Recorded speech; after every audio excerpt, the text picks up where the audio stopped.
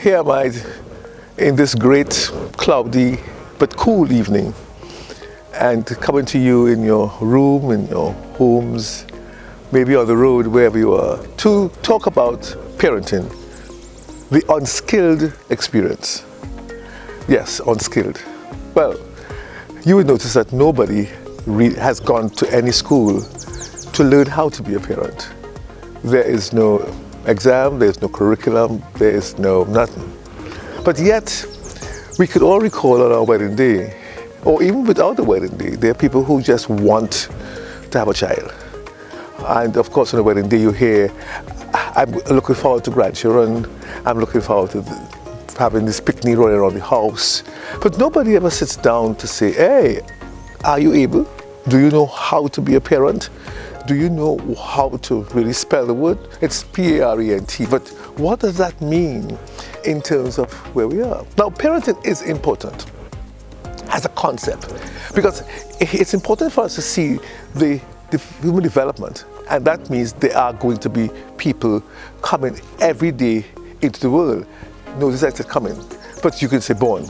But it's like a coming into. It's like they didn't really ask to be here, but somebody got pregnant and somebody had a long 40-week gestation period, and somebody, or less maybe, and there was a birth of a child, and voila, I'm a mother. My norm changes from woman or wife, and I have a new norm called mother. And some of us, of course, have repeated that occasion several times, and you have multiple children. But of that first instance, when you did have that first child, or even now, after maybe 4, 5, 10, there is still a struggle about how we interpret the word parent, how we interpret the function of that word. It is exciting to know how we are going to work out our lives, because here we are, having a child, and not even recognizing there's something called human development. I said that before, human development. It's that child is going to grow. That child is not going to stay baby. It's not going to be a one-day-old child forever. And 365 days after that, you're going to be celebrating the first birthday, and then 365 days after that, or 66, you're going to have another birthday. So the birthdays increase.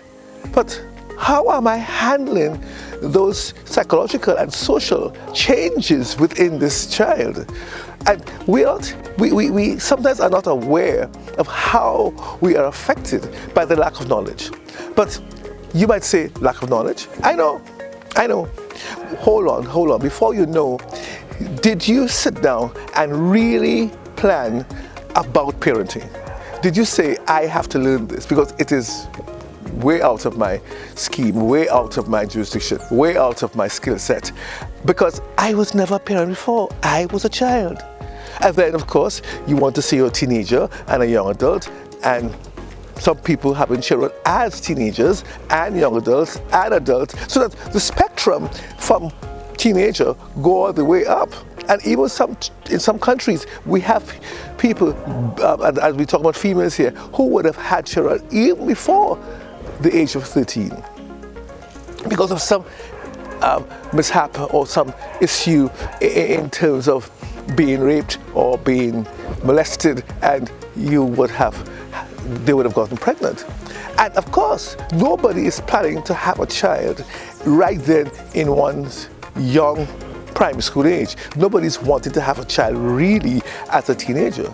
Nobody really wants to have a child, even as a young adult today, because there's so many other facets of development that one can find interest in, and therefore increase one's propensity of living in terms of how I feel and how I be and what I want to do and how I want to live my life. But alas, there is this controlling factor that suddenly comes upon me called child born, called parenting.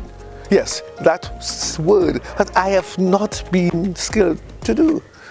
I have been skilled to do several other things. I'm not even being skilled sometimes to be a wife or a husband or a mate, or I'm not even a partner. I have been just skilled to be an educated person, looking for that context going forward. Someday in the future, when I have a job or when I'll be somebody, But to be a parent, let me just pause here for a while and just say this, a little twist here.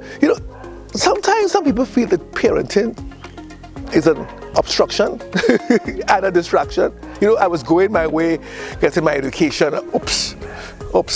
Oh, it's not oops. There was an activity of sexual intercourse, which, of course, there was no sitting down and planning what that meant in terms of having the understanding that if I do have sex, unprotected sex, without being married, and even married, because there's no plan for a child, I may get pregnant. And if I do get pregnant, it's like, my gosh, my world just turned upside down. Some people kind of say, okay, well, I'll have to learn it. But even learning it, there's a struggle. There's a struggle because it comes upon you.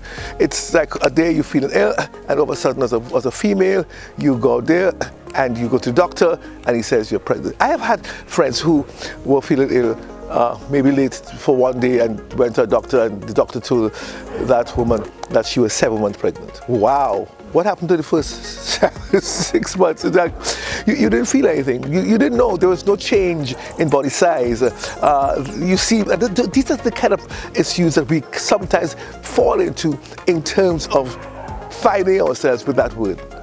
And when we come into that place where we understand that we are going to be parents, we therefore have this fear of how do we work this out for the best? Because everybody wants a best child. Nobody wants a worse child. Everybody is thinking that this child has the best. Of course, when that child is born, everybody is, thinking, oh, what a pretty baby. You don't ever hear an ugly baby. But you have to learn how to work out this new experience of how I am now going to work myself differently from yesterday, from the day before, from the month. Even though when I was pregnant in that gestation period, nobody ever really sat me down and said, hey, this is what it entails. Learn how to be a parent. Now, I'm using the word parent very generously here. I'm not establishing any gender bias here. Just parent, whether male or female, whether father or mother. It's about the fact that, yes, I am caught unawares, or I work through this whole thing, wanting to be parent. Now, let's again come back to that thing about parents. And look, during that time, it's interesting to find out that everybody once you have been identified as being pregnant, you want the child to be born. And sometimes we have irregular, very traumatic pregnancies where somewhere in between you would have lost that child. Oops, I'm not going to be a parent. Wow. And there's a lot of psychological trauma and catharsis that is experienced. And yet, even though you were not ready for that, it's like, yes, I still have this very painful experience of losing the child. Oh, how is this child going to be when the child is born? Yes, normal. What is that? Because we have not even sat down to look at the psychological hormonal effects of childbearing and understand that because of something in your DNA or some experiences you would have had psychologically or physically or socially that would have impacted in how the child would have been developing within the uterus, within the womb. And so it's important for you to establish the fact that there is so much things that could happen at the birth of the child. There could be something called abnormality. There could be something called normality. There could be some kind of disability in terms of that may eventually have an issue of learning disability or intellectual disabilities. We have all that. And there's this fear about when I go into that labor room or when I have this child, what is coming out? Can I handle it? So you recognize the spectrum is wide. The spectrum is very wide. So are we even skilled to handle dysfunctions? Are we even skilled to handle what is expected in terms of, hey, I have a child who is not normal and a child who is continuously embracing that kind of response or lack thereof. Whap! Whap! Whap! The child did not cry. Oh my gosh, the child did not cry. Oh, the child is crying. Wow. Yeah. Okay, the child cried. Oh, the child took long to cry. Oh, the child is coming out. Oh, let me tell you something. There has been so many experiences in terms of how to work out childbearing that we are yet to really define today. And I can't do it all today. I have to look. We will continue this conversation as we go along weekly. But it is important for us to note that we need to begin to establish an educational platform for how we are learning about to be a parent or learning parenthood. Because they are both, as you realize what I'm saying here, we have both negative and positive. But nobody sees the negative at all. Nobody even anticipates the negative because, hey, I have a child and I expect. So I go shopping. And I buy all the nice clothes, I buy everything, and I buy the crib, I buy, the bathtub, and I'm expecting to have this normal child using these things. And sometimes, so I'm even, not only am I unskilled to handle parenting, I'm also unskilled to handle eventualities. Isn't that something? And I sit here, in this space, and I can remember my own experiences with my wife having the babies. And I remember, at first it's like, this baby is not coming. They give you a time, and that time passes. And gosh, you wonder how the child going to come? And you have to begin to pray. I remember asking my pastor to pray for my wife, and he was like, okay, could you find a woman to pray? Because again, there's that taboo about praying. But nevertheless, we prayed. And even though there was a statement saying she is going to have a cesarean, I brought that word in, cesarean. Nobody expects to have that. Again, all that is part of the skill. All that is part of the unskilled. When we prayed, she didn't have it. The child came. And so that there were other issues as we went along in terms of from child to child.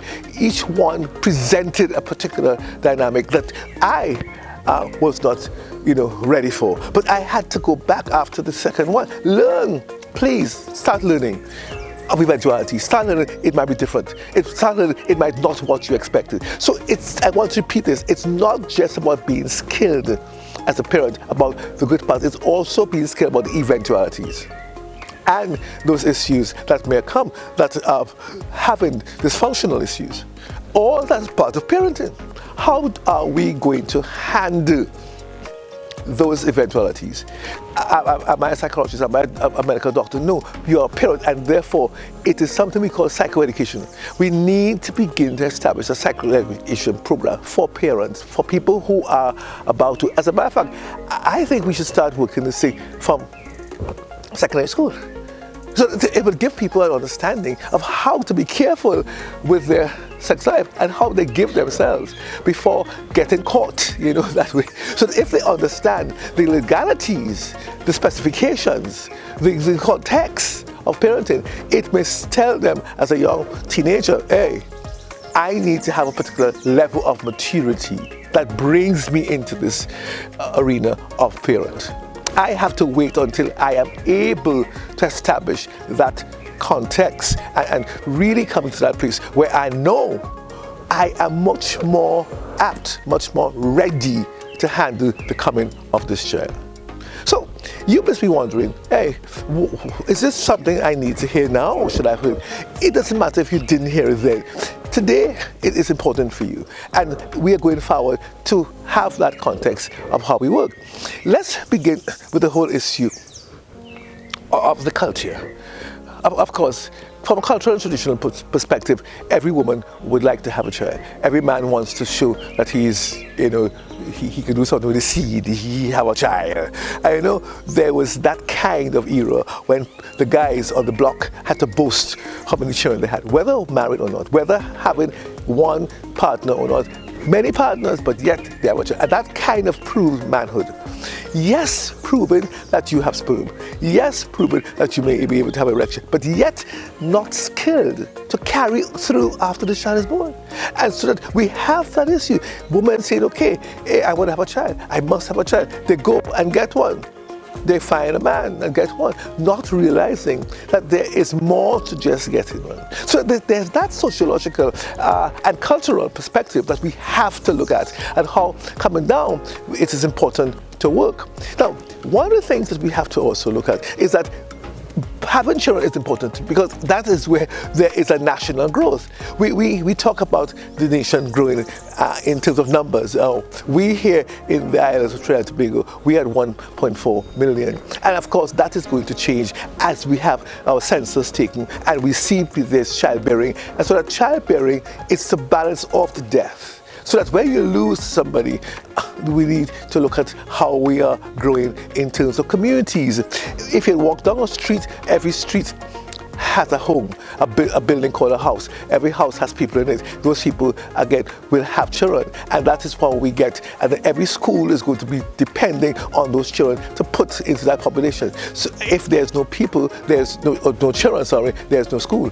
If there's no school, what about the training and the issue of productivity later on? Because these children are going to have to become skilled in some profession to keep the country running. So having children is not the issue. Again, we must, in order to keep our nation and our economy going. But it's how do we work that? How do we prepare ourselves to really establish the order of the day when the child grows up in a way that the child is able to adapt and to come into its ownness, its identity, and really become very productive and progressive for its nation. Now, those things are important. Now, when we move away a little bit of that social aspect, that cultural demand on you having a child, it's important now to see how we are working out that village. When the child is born, the child comes into a home. The child comes into a place where everybody has an idea of. And it's important to note that with that idea of, how do we work those things? So that it is important for us to identify that we have to learn now to begin to teach. Well, what am I teaching? How am I? Did I say teach? Yeah, we're going to deal with that at another broadcast or recording. But it's important for you to know that immediately that child is responding and that child is beginning to hear and see.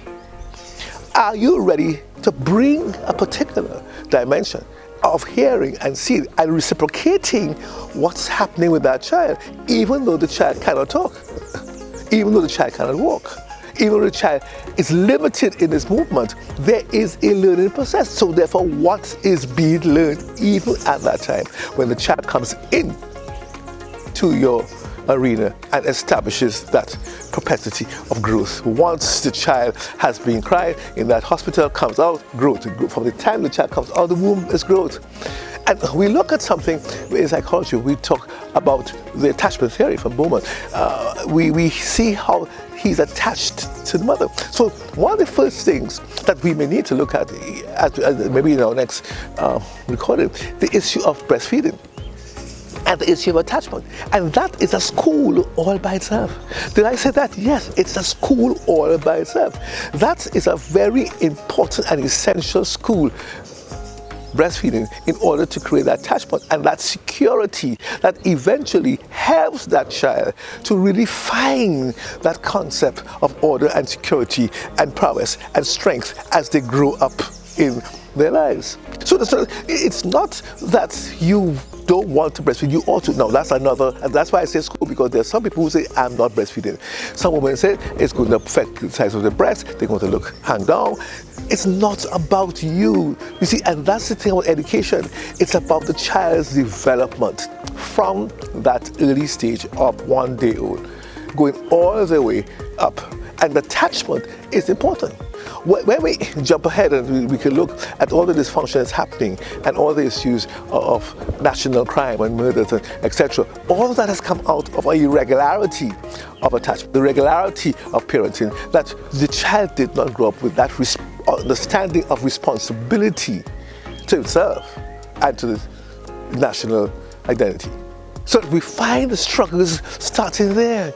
So it's important for us to see that we have to have an understanding of what my job description is. My job now is parent. Do I have a job description? Where are you going to get that from? Let me tell you something. I can sit down here and I can say, This is how it is. And then you say, yes, Dr. Niles, that is from your perspective. And then you go around the corner and somebody says, this is how it is. You see, what needs to happen is that we find a methodology of learning, of being skilled, and understand that everybody who says, I'm a good parent, it means that they are using family histories, family identities, family cultures and tradition, all to bring a particular activity that they call parenting. Who says that you're wrong and who says you're right? It's not for me here to argue about right and wrong. It's not here for me to say that you should not do it this way and do that way. It's about the concept of identifying with education, with structure, with information that helps you to be that parent, because that child is growing. That child needs developing. That child needs to understand that it's not day one, it's not 1 month. And as I said, 365 days hence, there's going to be a birthday. And 365 days hence after that, or 366, and the continuum of growth has to be identified with a level of attachment and responsibility that establishes that link of being educated as we go forward. So, who needs to be educated? The parent. Who needs to understand that this is what we need? The parent. Who needs to agree that we are unskilled and we need to be skilled?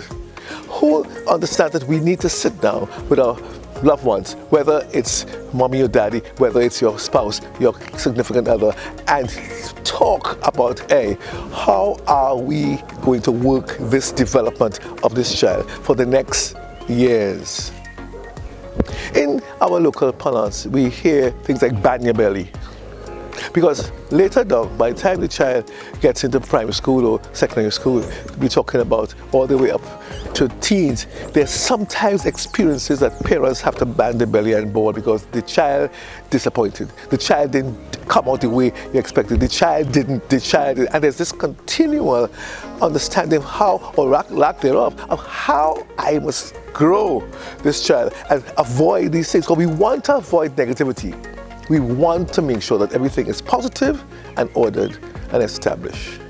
So, I'm going to have to stop here for today. I don't want you to get exhausted just hearing me, but I want you for the next couple of days, before you come back to me next Monday, and hear me again. But for now, begin to think. Even though you would have had 4 children or 5, you were going to have grandchildren too. So it's important for us to begin to establish this kind of psychoeducation, and I'm going to give you some tips, and that's general tips of how to reorganize and to re-identify these particular dynamics for us to be better parents. It's important, and you don't mind me. I hope you don't mind me saying better.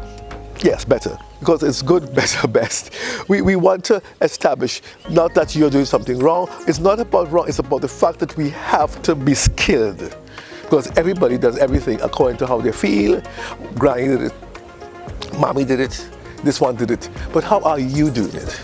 And I want us to be real about the fact that parenting has been, unfortunately, an unskilled experience that we can change in this time of season so that we can affect the national identity and have a hope of bringing our nation into that place where we can be really productive, we can have that tolerance, and we certainly going to be able to have that discipline. God bless you. This is Dr. Kenneth Niles saying, have a good week.